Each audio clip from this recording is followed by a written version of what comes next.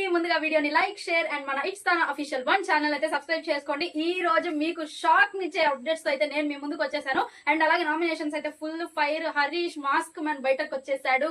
And నిన్నటితో హరిత హరీష్ అయితే కాసేపు నిద్రపోదామని చెప్పేసి అయితే ఆయన క్యారెక్టర్ ని క్లోజ్ చేశారు. అస్సలైన మాస్క్ మ్యాన్ ఈ రోజు నుంచి బరిలోకి రంగంలోకి దిగేశారు. ఇంకా నుంచి చదరంగం కాదు రణరంగమే సిద్ధమైపోండి. హరిత హరీష్ గారి గురించే కాదు, ఇప్పుడు ఈ వారం నుంచి అస్సలు బిగ్ బాస్ రణరంగం మొదలవబోతుంది. అండ్ ఏంటి ఇంత హైప్ ఎందుకు ఇస్తున్నాను అన్నది మీకు నేను చెప్పే ప్రతి పాయింట్ లో తెలుస్తుంది. వినండి ఫస్ట్ జాగ్రత్తగా. Day 15 of Bigg Boss season 9 swap a nominee. Nominations లో సంగతి ఇది, కానీ ఫస్ట్ నేను మీకు అప్డేట్స్ చెప్తాను. ఓకేనా? Updates or Wednesday wild card entries. Okay, ఎవరు వస్తున్నారో షాక్ అవ్వకండి, షాక్ అవ్వండి ఖచ్చితంగా. నాగప్రశాంత్, దివ్య నిఖిత అండ్ షాకిబ్ ఈ ముగ్గురు వైల్డ్ కార్డ్ ఎంట్రీ ఇవ్వబోతున్నారు. వెడ్నెస్డే అర్ధరాత్రి కానీ మధ్యాహ్నం కానీ పొద్దున్న కానీ వైల్డ్ కార్డ్ ఎంట్రీ ఇస్తూ బిగ్ బాస్ సీజన్ 9 హౌస్ లోకి అయితే రాబోతున్నారు. అండ్ అలాగే ఈ ముగ్గురు ఉండిపోవడానికి రావట్లేదు. వెడ్నెస్డే రోజు వాళ్ళు వచ్చినప్పుడు వాళ్ళ ముగ్గురికి టాస్కులు పెడతారు బిగ్ బాస్. ఆ ముగ్గురులో ఒకరు మాత్రమే బిగ్ బాస్ హౌస్ లో ఉండబోతున్నారు. ఆ మిగతా ఇద్దరు థర్స్డే రోజు హౌస్ నుంచి బయటకు వెళ్ళిపోతారు. ఇది జరిగేది. అండ్ ఈ వీక్ నుంచి ఎవ్రీ వీక్ ఒక వైల్డ్ కార్డ్ ఎంట్రీని దింపే ప్లాన్ లో ఉన్నారు. అదే జరగబోతుంది. అండ్ అలాగే కొన్ని కన్ఫర్మేషన్ లిస్ట్ కూడా మాట్లాడతాను. అండ్ నెక్స్ట్ వీక్ మళ్ళీ ముగ్గురు వస్తారు. నెక్స్ట్ వీక్ మళ్ళీ ముగ్గురు వైల్డ్ కార్డ్స్ వస్తారు. వాళ్ళు అగ్ని పరీక్ష నుంచి వస్తారా లేదంటే సెలబ్రిటీస్ తరపు నుంచి ఏమన్నా వస్తారా అన్నది మన క్లారిఫికేషన్ లేదు. అది 3-4 డేస్ లో మేబీ తెలవచ్చు. అప్పుడు నేను మీకు అప్డేట్ చేస్తాను. ఓకేనా? అండ్ ఈ వీక్ కొన్ని జరగబోతున్నాయి. అండ్ ఈ వీక్ నుంచి బిగ్ బాస్ సీజన్ 9 లో ఏం జరగబోతుందో చెప్తాను చూడండి. Double elimination mid week or Dasara episode నాడు కానీ రెండు రోజుల్లో ఏ టైంలో అయినా సరే డబుల్ ఎలిమినేషన్ జరగొచ్చు.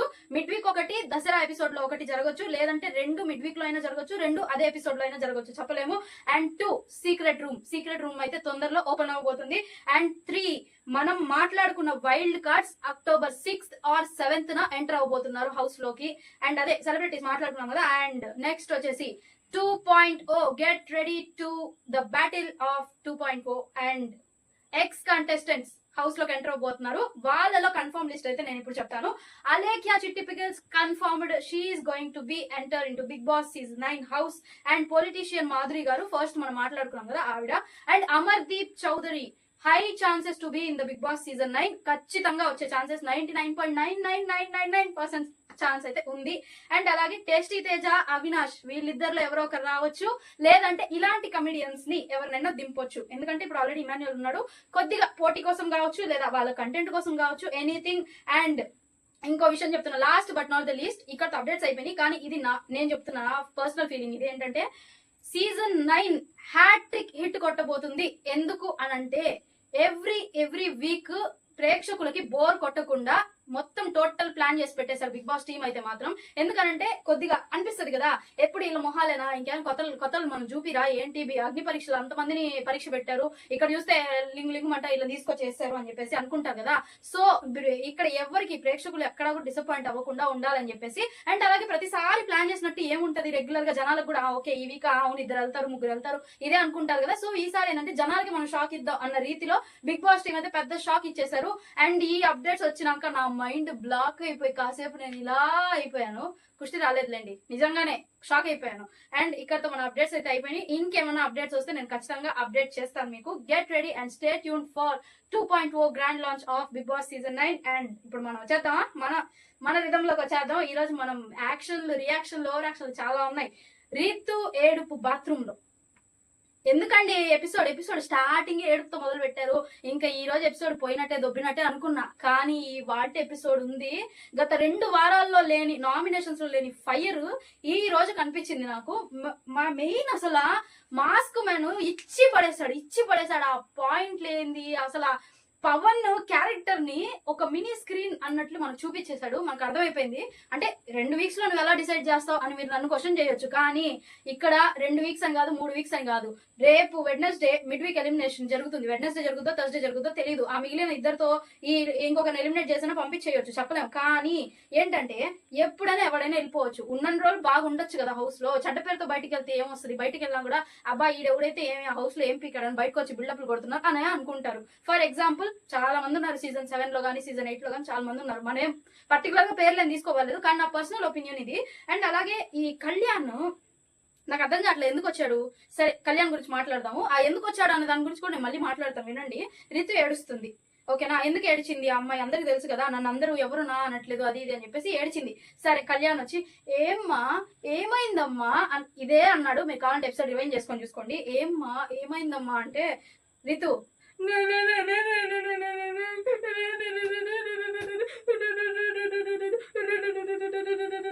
అనింది. మైక్ ఉంది కదా ఇక్కడ, నోరు ఉంది కదా, ఎందుకు అంటాం, మాట్లాడొచ్చు కదా, జనాలు వింటారు కదా. ఏమైంది ఎందుకు అలాగా నాకు అర్థం కాదు. తర్వాత అర్థమైంది, ఆమె చెప్పింది ఏమైందనంటే ఆయన ఏమైందిరా ఇలా అంటున్నాడు. ఇవి కళ్యాణ్ చేతులు అనుకోండి, ఇది రితు తల అనుకోండి. ఏమైందిరా ఏమైంది చెప్పురా చెప్పు అంటే ఆ తర్వాత చెప్పింది. మళ్ళీ కాసేపు ఆగి చెప్తుంది, నా అని నన్ను ఎవ్వరు ఇక్కడ అనుకోవట్లేదు అని అనింది. బుద్ధుందా సిగ్గుందా, కడుపు అన్నం తింటున్నావా పెంట తింటున్నావా, ఎందుకు అనుకుంటా నిన్ను, అసలు నువ్వు క్యారెక్టర్లెస్ అమ్మాయి అండి, నిజంగా చెప్తున్నా క్యారెక్టర్లెస్ అమ్మాయి. నేను ఏమో చాలా మంది అనుకుంటారు కదా, యూట్యూబర్స్ కానీ అందరు అనుకుంటారు కదా, అలా ఎలా లైవ్ లో అలా మాట్లాడేస్తారు ఒకరి గురించి, అలాగా నోరిప్పి అలా మనం మాట్లాడకూడదు అని చెప్పి. కానీ నేనేంటంటే అలాగా కెమెరా ముందు ఒకలాగా కెమెరా వెనక ఒకలాగా నేను అలా ఉండనండి. నేను మీతో షేర్ చేసుకోవాలని అనుకునేది కూడా నేను సూటిగానే మాట్లాడతాను.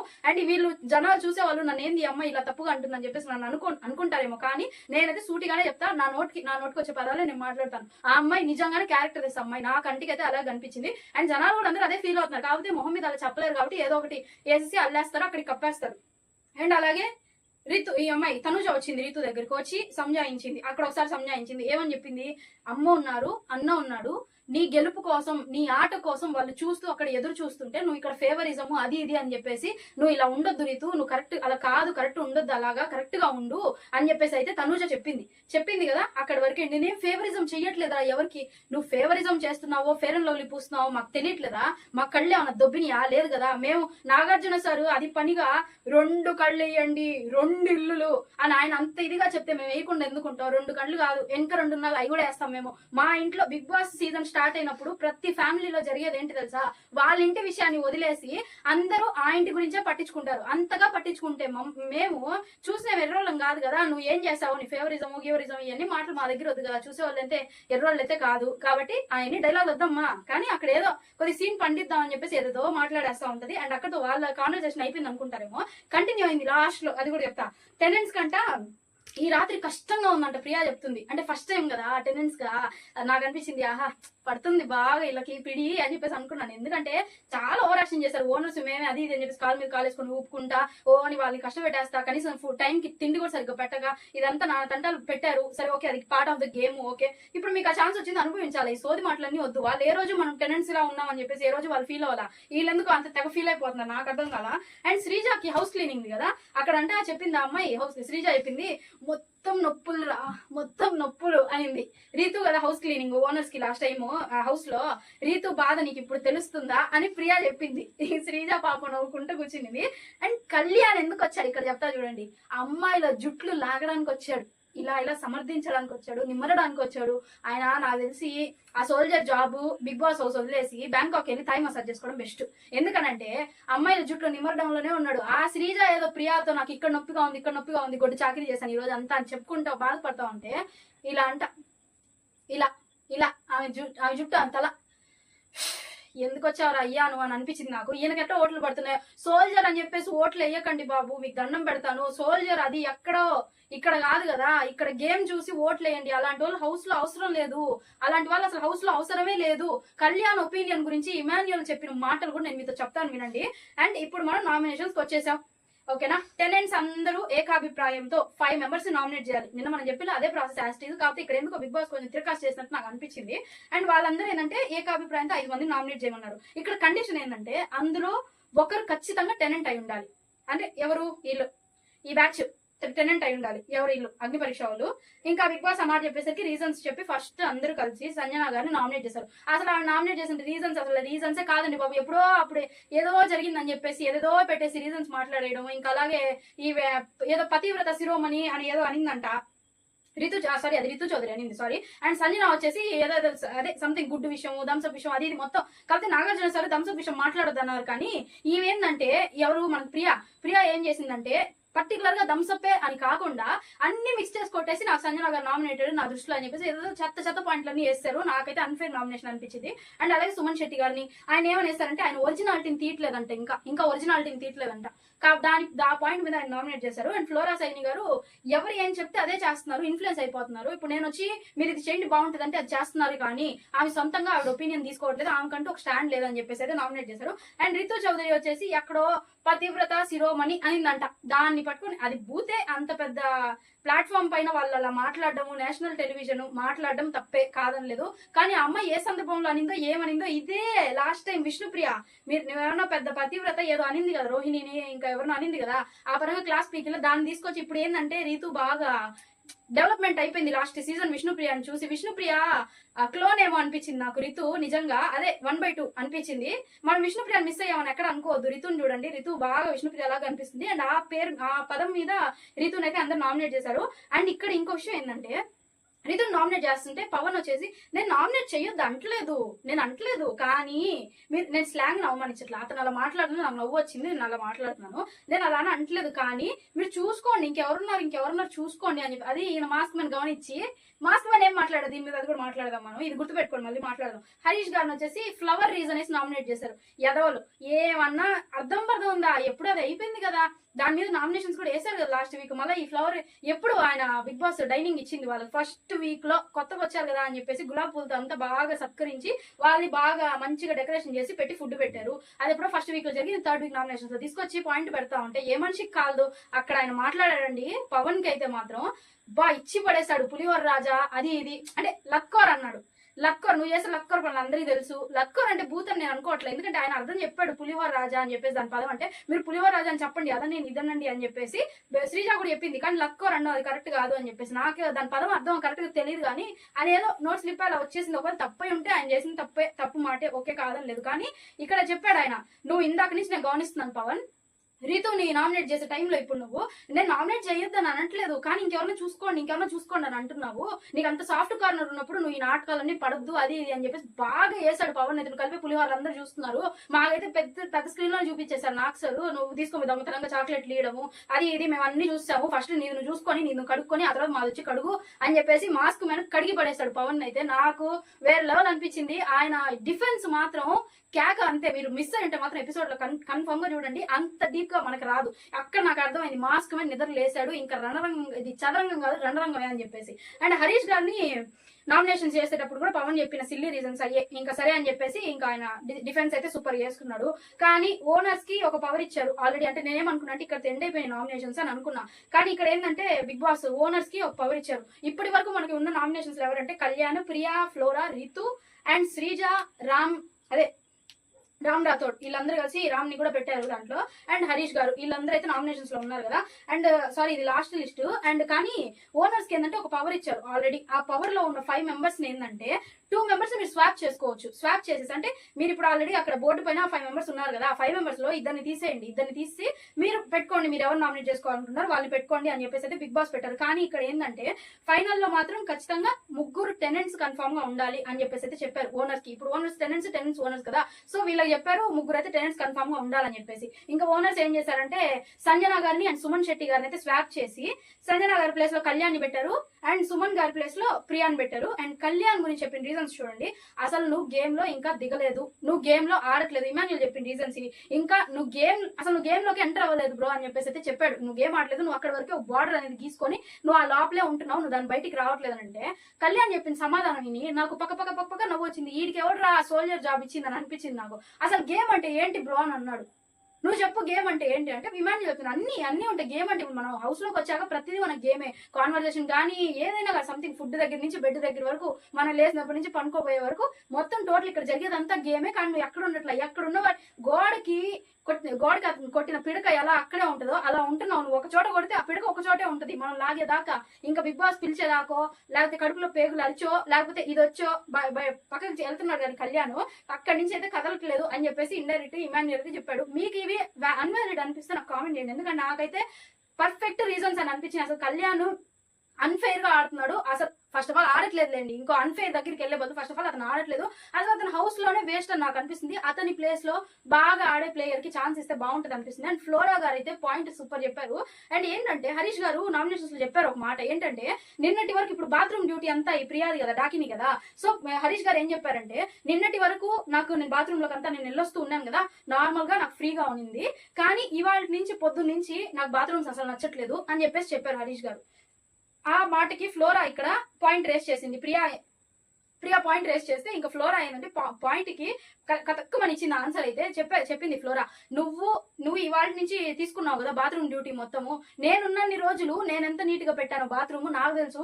ఇవాళ హరీష్ గారు ఇందాక చెప్పారు కదా, నేనున్న రోజులు బాగానే ఉన్నింది బాత్రూమ్, ఎప్పుడైతే ప్రియా తీసుకునిందో చేతుల్లోకి, నేను ఇవాళ పొద్దు నుంచి వెళ్ళి వస్తున్నాను, చెత్తగా ఉంది బాత్రూమ్, గలీజ్ గా ఉంది అని చెప్పారు కదా, అది నీ పని, ముందు నీ పన్ను చూసుకో, తర్వాత పక్కన వాళ్ళ పని చూడు అని చెప్పేసి అయితే ఫ్లోరా గారు కరెక్ట్ గా చెప్పారు ప్రియాకి. నాకైతే సూపర్ అనిపించింది. కానీ ఇంకో విషయం ఏంటంటే, ఈ పాయింట్ ని ఎపిసోడ్ ను లేపేశారు, లైవ్ లో ఉంది ఎపిసోడ్ లేపేశారు. ఇది మరీ విచిత్రం అనిపించింది. ఇంకెందుకు ఈ ఎపిసోడ్ టెలికాస్ట్ చేయడం నాకైతే అర్థం కదా. అండ్ రాము రాథోడ్ అయితే బర్నీ గారు నామినేట్ చేశారు. ఏ రీజన్ మీద అంటే, అదే గేమ్ లో సైలెంట్ గా ఉన్నావు అది అని చెప్పేసి ఆయన అయితే నామినేట్ చేశారు. ఆయన రీజన్స్ ఆయనకున్నాయి, కనీసం నామినేషన్స్ లో కూడా ఆయన నోరిప్పలా. సరే వదిలేసేయండి అక్కడితో. ఇంకా శ్రీజ వచ్చేసి సంజన గారు వచ్చేసి శ్రీజాని అయితే నామినేట్ చేశారు.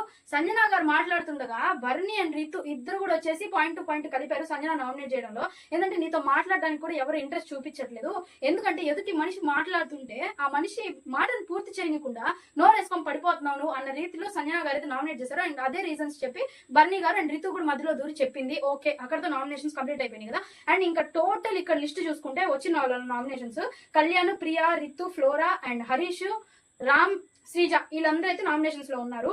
అండ్ క్యాప్టెన్ కి స్పెషల్ పవర్ తో 1 మెంబర్ ని సేవ్ చేయమని చెప్పారు బిగ్ బాస్. ఎవరు అనుకున్నారు మీరు సేవ్ చేసేది? ఖచ్చితంగా రితుని చేస్తారని అనుకున్నారు కదా, కానే కాదు, శ్రీజాని సేవ్ చేశాడు డెమాన్. అక్కడ ఏం జరిగిందంటే ఫుల్ ఏడుపు. ఇద్దరు, శ్రీజ ఏడ్చింది, రితు కూడా ఏడ్చింది. సరే రితు ఏడ్చిందంటే మొత్తం డొల్లే. శ్రీజ ఎందుకు ఏడ్చింది చెప్తా చూడండి. ఆ అమ్మాయి మీద అది అసలు నామినేషన్ పాయింటే కాదు, నాకు తెలిసి ఆ అమ్మాయి మీద వేసింది నామినేషన్ పాయింట్ అసలు కానే కాదు, అదొక వ్యాలిడ్ పాయింట్ కాదు. అది వాళ్ళు చెప్పిన పాయింట్ ఎలా ఉందంటే, నార్మల్ గా క్యాజువల్ గా మాట్లాడుకునేటప్పుడు నువ్వు గ్యాప్ ఇవ్వకుండా మాట్లాడుతున్నావు అని అది చెప్తే అది పాయింట్. నామినేషన్స్ లో తీసుకొని వచ్చి ఒక మనిషిని బయటకి పంపించేయడానికి పెట్టాల్సిన పాయింట్ అది కాదు అని ఆ సేమ్ నా ఫీలింగ్, అదే నాకు అనిపించింది. అండ్ డెమాన్ కూడా అదే చెప్పాడు, నాకైతే ఆ పాయింట్ వ్యాలిడ్ అనిపించలేదు. సో నేనేంటంటే శ్రీజాని సేవ్ చేస్తున్నాను అనేసరికి కరెక్ట్ గా శ్రీజాని సేవ్ చేయాలనుకున్నాను బిగ్ బాస్ అని చెప్పగానే కెమెరా యాంగిల్ రితు వైపు మళ్ళింది. రితునే చూపించారు టీవీలో. అసలు అక్కడ నిజంగా ఏమన్నా పులిహోర జరుగుతుందా, లేకపోతే వీళ్ళు ఏమన్నా కన్ఫ్యూజన్ లో ఉన్నారా, లేదా గేమ్ ఆడుతున్నారా, మనల్ని నిర్వహణ చేస్తున్నారా తెలియదు, కానీ కెమెరా మాత్రం పర్ఫెక్ట్ గా జూమింగ్ లో జూమ్ అవుట్ లో ఉంది. నాకైతే భలే నచ్చింది. అండ్ నేను అబ్జర్వ్ చేశా, ఇప్పుడు ఖచ్చితంగా రితునే చూపిస్తారు అని అనుకున్నాను. రితు వైపే మళ్ళీ కెమెరా, కళ్ళు ఇలా అయిపోయాయి. నేను ఆడవద్దు అనుకుంటుంది, కానీ ఆ ప్రేమికురాలు ఆ యవన చర్మ సౌందర్య రహస్యం ఏంటంటే, మురిసిపోతే చెప్తారు కదా సంతూర్ అని, అలాగా నా బాధకి నా ఆనందానికి అన్నిటికీ నా రహస్యం ఎవరంటే డెమాన్ అని చెప్పేసి విర్ర వీగుతూ హౌస్ అంతా చక్కెరలు కొడుతూ ఉంది కదా చంద్రముఖి లాగా. అక్కడ ఈమెందంటే టోటల్ కొలాప్స్ అయిపోయింది. రితు మాత్రం నాకు అనిపించింది ఇప్పుడు బాగా అయింది.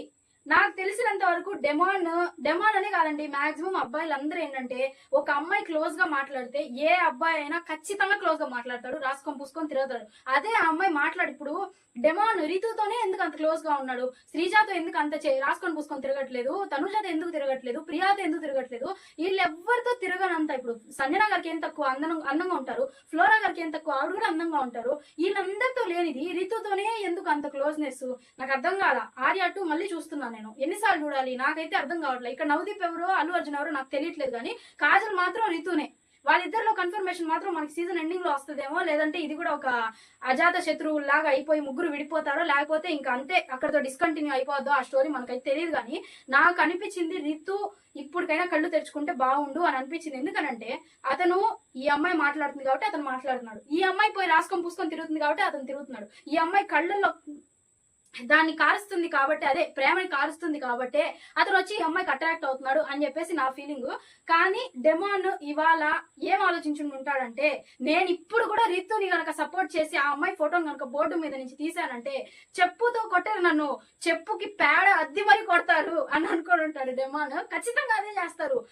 ఇలాంటి పేడ కూడా కాదండి, వారం 10 రోజులుగా మురిగిపోయి కంపు కొడుతున్న పేడని అంటి మరీ కొడతారు పవన్ ని. నిజంగా ఎందుకనంటే నాకు సార్ నోరు మొత్తుకున్నారు, ఆడియన్స్ నోరు మొత్తుకున్నారు. ఇదంతా జరిగిన తర్వాత కూడా ఆ అమ్మాయి సపోర్ట్ చేశాడంటే ఇంకా ఈయన pack your bags get out అంతే, అంతకు మించి వేరే ఏ చేయని అవసరం లే. ఇంకా ఆయనకి వాల్యూ ఉండదు బయట. ఇంకా ఆయనకి అది అర్థమైపోయి ఈ రోజు కళ్ళు తెరిచాడేమో మనోడు అని అనిపించింది. కానీ నామినేషన్స్ వరకు మనం ఇలా ఉండి రేపటి నుంచి మళ్ళీ మనం జిగిల్ మిగిల్ అయిపోదాం అని అనుకొని రేపటి నుంచి మళ్ళీ సరసాలు మొదలు పెడితే మనం ఏం చేయలేం, ఇంకా చూడాలి తప్పదు.